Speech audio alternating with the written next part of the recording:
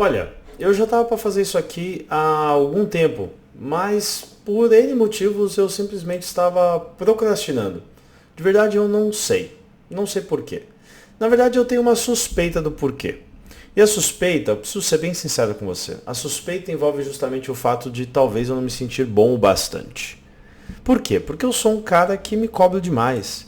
Eu sou um cara que tenho na mentalidade aquele pensamento de que eu preciso ser extremamente dominador do assunto ou de um conhecimento para poder falar sobre ele. E assim, a verdade é que com essa autocobrança gigantesca que eu tenho, pode ser que eu nunca me sinta confortável o suficiente para vir aqui gravar esse tipo de vídeo para você. E esse tipo de vídeo é o quê? Na verdade eu quero ler poesias. Eu quero criar um novo quadro aqui nesse canal, onde eu vou ler poesias juntamente contigo. Poesias brasileiras, em primeiro lugar, porque nota sobre ele é ufanista sim, meu Brasil. Eu sou um apaixonado pela nossa terra, tá? Saiba disso.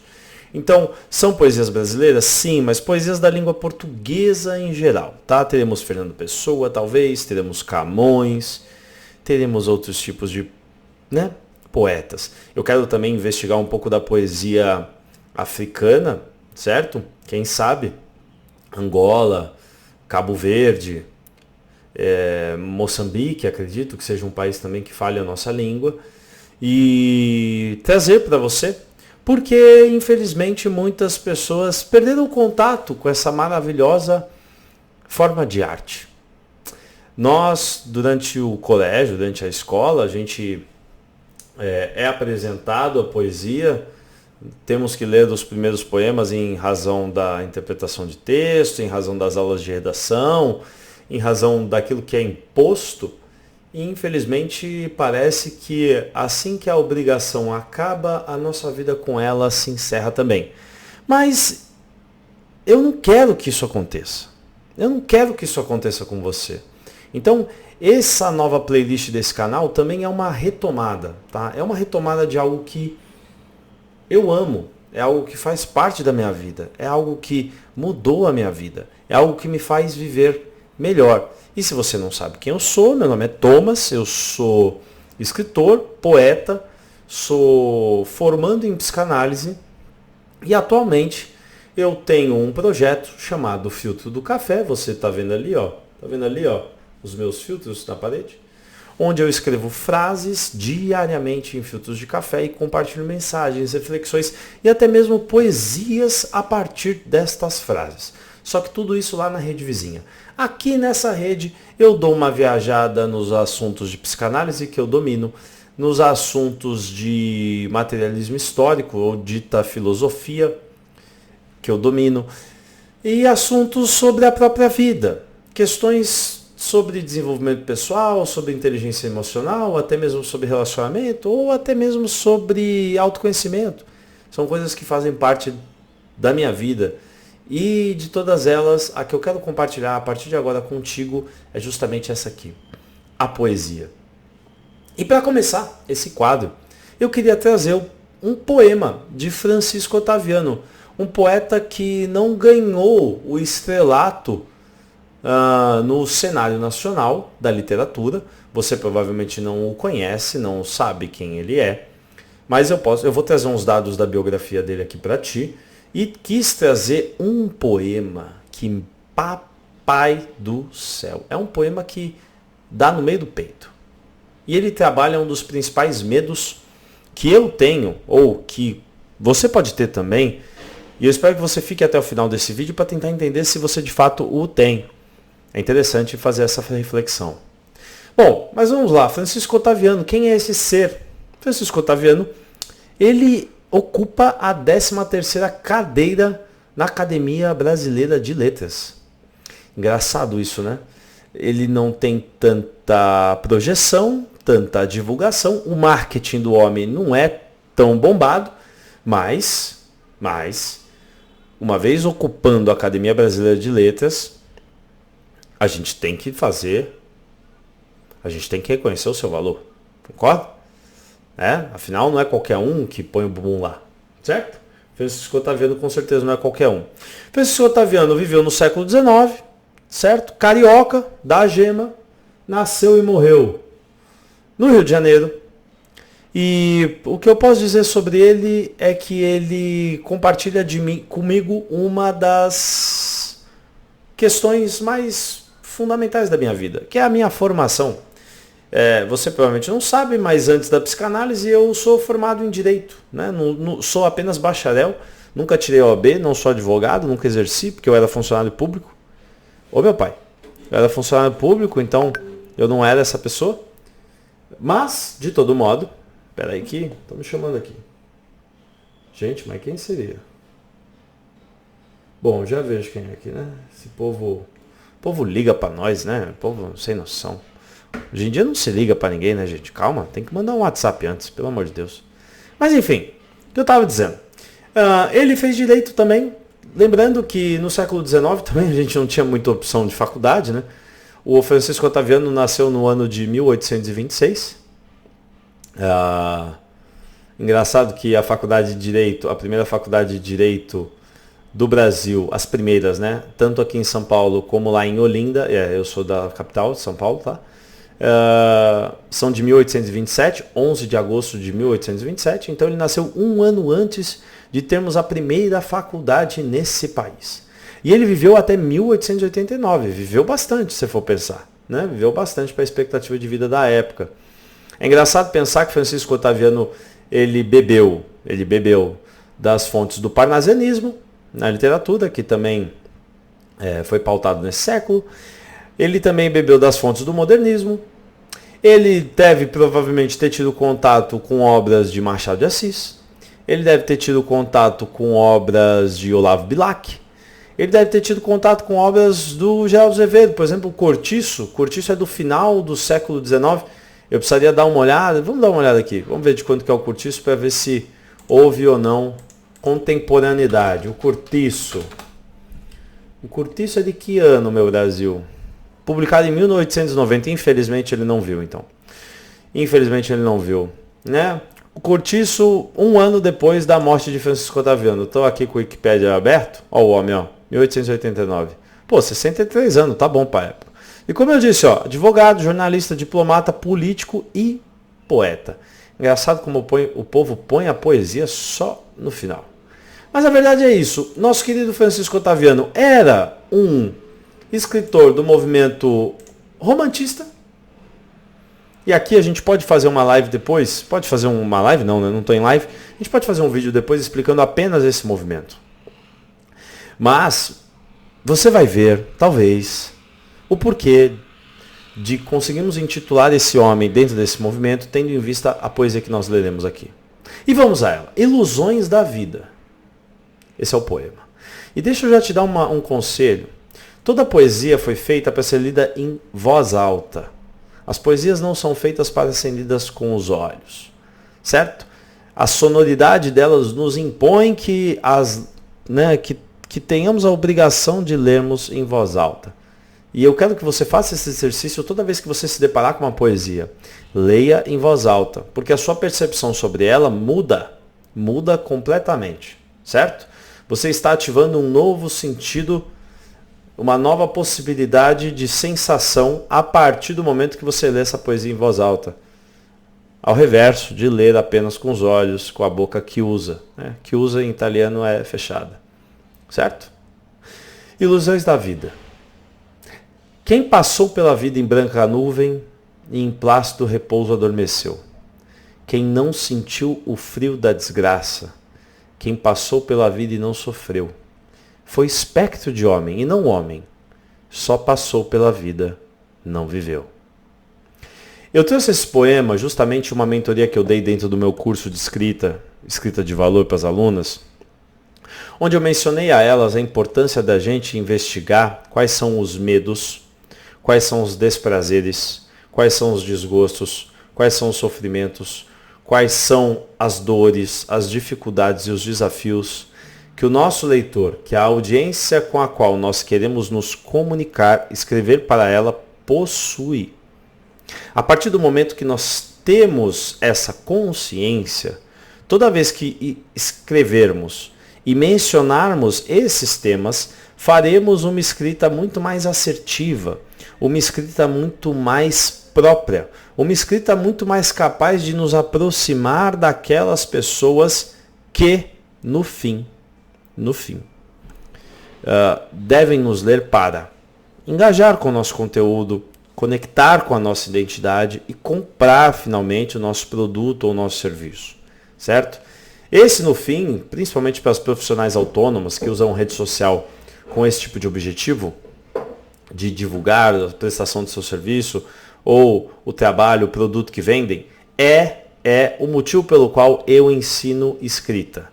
Entende? Esse é o motivo pelo qual eu ensino escrita. Então, é por isso que é super importante a gente investigar isso. E dentre todos os medos que talvez a minha audiência tenha, e existem medos que são inconscientes, medos que talvez a gente possua, mas a gente ainda não se deu conta, certo? Se deu conta.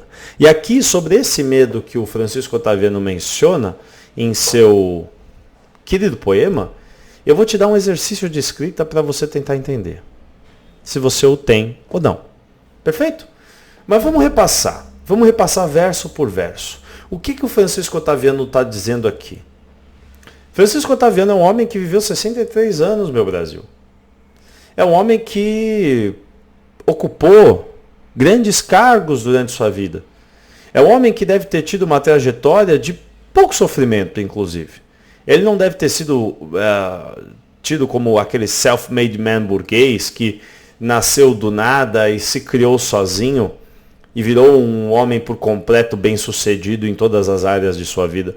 Francisco Otaviano provavelmente não é essa pessoa, tá certo? Francisco Otaviano deve ter sido filho ou neto de uma família já bem abastada dentro do contexto social brasileiro da época. Provavelmente ele devia ter algum flerte com a nobreza, né? Tendo em vista que ele viveu no Brasil Império, certo? Nós só fomos... Engraçado, o ano em que ele morreu, a nossa república foi declarada. Uau! Engraçado isso. Bom, então Francisco Otaviano não deve ter tido uma vida tão sofrida assim, mas mesmo assim, eu sinto que quanto mais a nossa vida na materialidade é, talvez, um tanto quanto preenchida, um tanto quanto satisfatória, um tanto quanto confortável, nós ocupamos a nossa mentalidade, o nosso psiquismo até mesmo, com outros tipos de problema, com outros tipos de miséria, com outros tipos de escassez. E ele pode ter tido uma escassez de própria vida, ele pode ter tido uma vida falida por si só, uma vida falida em si mesma. Pensemos aqui comigo. Quem passou pela vida em branca nuvem, em plácido, repouso adormeceu. Plácido, repouso adormeceu, ele está falando de morte, certo? De morte. Vamos ver o significado de plácido. Ouvido do Ipiranga, as margens plácidas. O que é plácido? Vamos ver aqui. Plácido, em que há sossego, serenidade, tranquilidade, que é brando, é suave. É exatamente, ó. Morreu sossegado, morreu tranquilinho, certo? É isso que ele está falando aqui, ó. Quem passou pela vida em branca nuvem, em plácido repouso adormeceu, em sereno repouso adormeceu. Morreu, certo? Morreu. Foi de base, arrastou para cima. Quem passou pela vida em branca nuvem. Engraçado isso, né? Talvez tenha sido a pessoa que, uma vez que a nuvem é branca, infelizmente nós temos esse contraposto, a gente poderia até mesmo dizer que é um preconceito, um racismo linguístico aqui no caso, mas fato é que Francisco Otaviano deve ser tomado e interpretado conforme um homem de seu tempo. Lembre-se, Francisco Otaviano foi um homem da época brasileira em que a escravidão existia, certo? A vida dele toda foi marcada por escravos. Fato é. Eu não sei como é que foi a vida dele, mas a contemporaneidade diz isso. Então, quem passou pela vida em branca nuvem? Basicamente ele está dizendo que uma pessoa que passou por uma vida em branca nuvem quer dizer que não teve acesso a grandes tumultos, a grandes revoluções, a grandes nebulosidades dentro da vida. Até que o final dela se alcançou, chegou. Em plácido repouso adormeceu. Quem não sentiu o frio da desgraça? quem passou pela vida e não sofreu. Eu suspeito de que ele está falando de si próprio, certo? Suspeito. Pensando que era um homem branco, classe média, provavelmente, ou até mesmo pertencente à nobreza brasileira, eu penso que esse homem não deve ter tido uma vida sofrida. Pelo contrário, deve ter tido uma vida bem abastada. Ele deve ter passado pela vida e não deve ter sofrido. Ele não deve ter visto uma nuvem cinza no céu da vida dele. Ele deve ter passado só pelo calor do alento e não sentido o frio da desgraça em momento algum. Engraçado dizer isso, que apesar dele ter sido ou potencialmente ser esse homem, estamos presumindo que é, ele condena esse ser.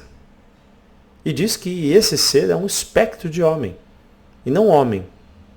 Só passou pela vida, não viveu. Thomas, mas como assim?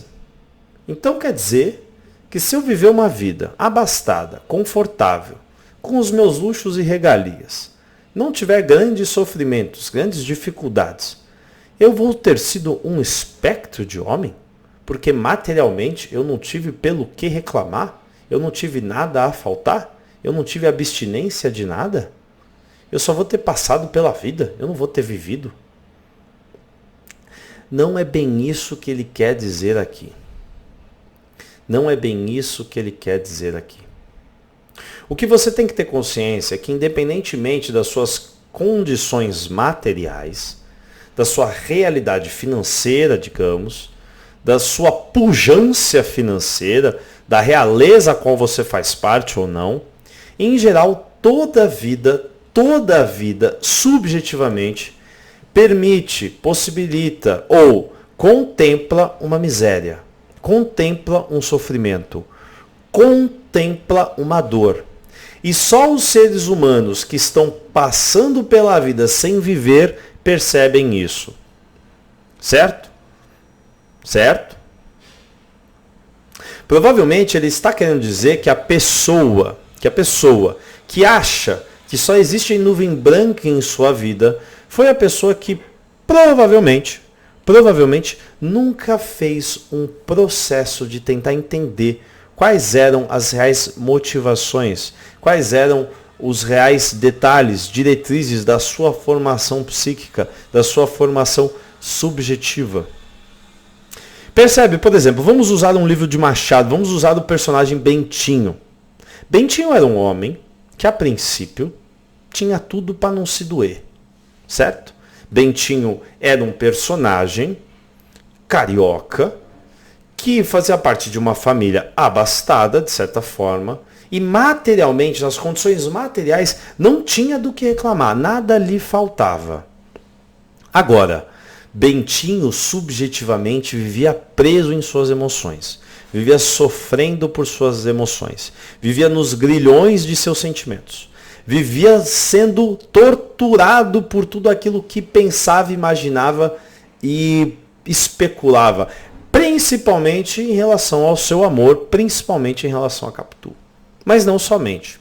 Bentinho tinha problemas para além de sua companheira, perfeito? E vamos falar de Bentinho, Capitu e Dom Casmurro em outro vídeo. Mas nesse aqui eu quero que você saiba, Bentinho tinha outros tipos de problema. Provavelmente, aos olhos de Francisco Otaviano, Bentinho teria sido um cara que viveu. Por quê? Porque tomou conhecimento de que, apesar de sua vida parecer uma branca nuvem, ele tinha misérias, ele tinha os frios da desgraça, ele tinha os próprios sofrimentos, ele tinha aquilo que ele precisava lidar, aquilo que ele precisava dar conta. Bentinho, aos olhos de Francisco Otaviano, provavelmente não seria tido como um personagem espectro de homem. Bentinho foi homem. Por quê? Porque Bentinho assumiu as suas limitações humanas. Assumiu que, na essência, não se pode viver a felicidade plena. Não se pode viver contemplando apenas alegrias, motivos para sorrir. Engraçado isso. E quando trazemos para o ponto de vista psicanalítico, quando eu falo de psicanálise, eu vou estar sempre falando da ortodoxia de Freud, certo? Até porque, nesse momento de estudo onde eu me encontro, eu estou me deparando mais com seus textos do que com os textos de outros pensadores. Se bem que eu estava lendo Fanon outro dia, recomendo, tá? Peles Negras, Máscaras Brancas. Leia Fanon, pelo amor do Senhor. Leia. Você que é brasileiro, você que vive numa sociedade com a herança da escravidão, você precisa entender sobre racismo, você precisa ler Fanon. Leia Fanon, certo? Eu estou indo para o segundo livro dele agora. Mas voltando. Para Freud, para a psicanálise, nós, seres humanos, no nosso inconsciente, temos dois tipos de pulsão. O que é pulsão? Né? Pulsão é tido como de uma maneira muito pedestre e resumida, tido como a energia psíquica que nos leva a agir de determinado movimento, que nos leva a perseguir determinada coisa. É aquilo que nos mantém vivos. Já que estamos falando de vida, ilusões da vida, aqui no nosso querido poema do Francisco Otaviano, é interessante falar de pulsão. E para Freud, pelo menos na sua teoria mais contemporânea, nós temos dois tipos de pulsão. Nós temos a pulsão de vida e nós temos também a pulsão de morte. A pulsão de vida é o que nos move em prol da nossa existência. É o que nos move em prol da nossa sobrevivência. É o que nos move em prol da nossa reprodução. É o que nos garante tanto maior tempo de existência aqui nessa terra, quanto o prolongamento da nossa vida para além dela. Vamos morrer? Vamos. Vamos deixar um bebê? Vamos. Vamos reproduzir? Vamos. Vamos fazer um amor? Vamos. Pulsão de vida. Em Lacan isso é outra coisa, tá? Lacan vê isso de outra forma. Agora, vamos trazer para outra pulsão, pulsão de morte. O que é a pulsão de morte para Freud? Pulsão de morte é um movimento psíquico, a energia psíquica, que nos leva a agir para retornar à matéria inorgânica. Basicamente, a pulsão de morte é aquilo que nos faz cometer suicídios, ainda que eles não determinem a nossa morte. Thomas, como assim? É como se fosse um suicídio parcial. Sabe quando você se deteriora, quando você se desgasta, quando você se autoflagela, quando você se machuca, quando você se corta, quando você se coloca em situações de desprazer de maneira proposital? Pulsão de morte. Você está querendo voltar ao estágio de matéria inorgânica, quando você era vento. Ou, para usar as palavras de Francisco, quando você era ilusão. Certo? Perceba como essas duas pulsões sempre estão presentes no ser humano.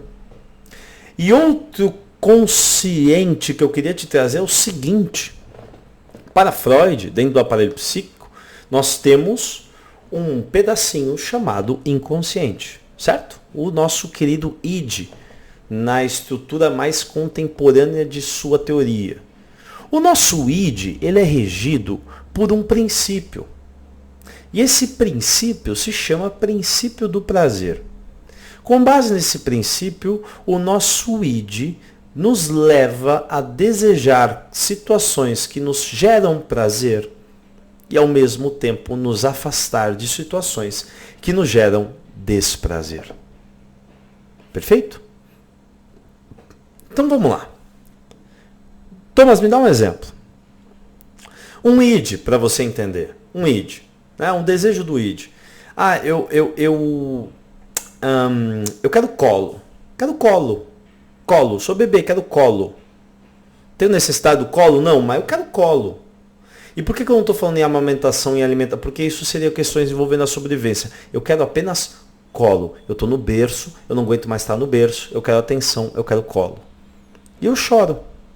Eu choro, e eu choro, e eu choro. E por que eu choro? Eu choro porque esse movimento de chorar fará com que eu me aproxime da sensação de prazer que eu quero ter conforme a minha mãe atender ao meu pranto e me colocar em seu colo, me dar a sua atenção. Só que o meu choro também é um movimento que eu decidi praticar para fugir da sensação de desprazer que envolve ficar sozinho no meu berço, né, sem ninguém me dando atenção, como se eu não fosse importante nesse mundo. Então eu choro. Francisco Otaviano está dizendo aqui que uma pessoa que viveu em branca nuvem é uma pessoa que talvez esteja tão entorpecida em sensações aprazíveis, em sensações de benevolência, em sensações de fartura, de bons gostos e tudo mais, que ele não parou para reparar, eu adoro falar isso, parar para reparar. Ele não parou para reparar que a sua vida também é imbuída de miséria, desgraça, dor, sofrimento e frio. A essa pessoa, Francisco deu o nome de espectro de homem. A essa pessoa, Francisco deu o nome, ou o caracterizou como uma pessoa que vai passar pela vida e não vai viver. No fundo, o que é esse poema, meu Brasil? Como é que você foge da ilusão que a vida te oferece? Quando você se investiga, quando você para entender a realidade para além de sua aparência, como nosso querido Marx fez. Quando você para investir em autoconhecimento de tal forma que você vai de fato dar conta daquilo que te constituiu enquanto ser humano. Ou pelo menos grande parte, ou pelo menos uma parte. Depende do quanto você vai passar a vida fazendo isso. No fim, Francisco, na minha interpretação, está pedindo para a gente se conhecer. E está pedindo para a gente não se contentar em encerrar a nossa vida, a definição da vida, a caracterização da vida, nas coisas que a vida nos oferece em termos materiais. Esquece o carro que você anda, esquece a viagem que você faz, esquece um pouco o lugar que você mora, esquece um pouco quanto dinheiro você tem na conta. E vai buscar se entender, porque dar conta das nossas misérias também é um movimento em prol da nossa felicidade. Dar conta das nossas limitações, dar conta dos nossos problemas reais, estruturais, radicais. Quando eu digo radical aqui, quero me referir aos problemas que são referentes à raiz. Vai dar conta de você, meu filho. Vai dar conta de você, minha filha. Sabe? Parar um pouco de achar que viver é somente ter experiências para além de nós mesmos. Você em si mesma é uma experiência gigantesca que você está optando talvez por não dar conta. Aqui eu quero fazer uma ressalva. Obviamente, gente, que eu não estou generalizando. Não estou generalizando porque sei que terapia, eu sei que escrita terapêutica, eu sei que análise, eu sei que passar com um médico, um psicólogo, um terapeuta, um analista e tudo mais, não é algo que grande parte da população tem acesso. Certo? E infelizmente, até mesmo parte da população que tem acesso às vezes não tem tempo, porque o trabalho está comendo a vida dessa pessoa.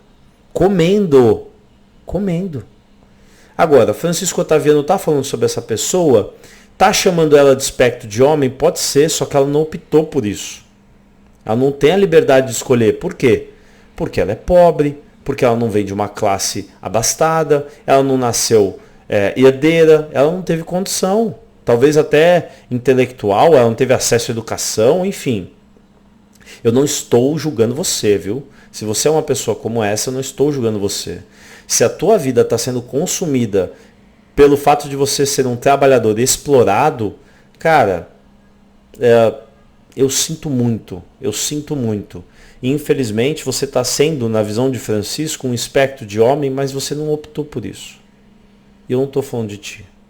Agora, eu tô sim falando do senhor aí, ó, classe média alta, ou até elite, quem sabe burguês, que tá achando que a vida é a balada que tu vai na sexta, no sábado e no domingo, É o Instagram que tu olha todos os dias, é o trampo que tu faz male de segunda a sexta na empresa do teu pai e que não parou para imaginar que essa vida que você está levando vai te levar a viver uma vida que você não quer viver.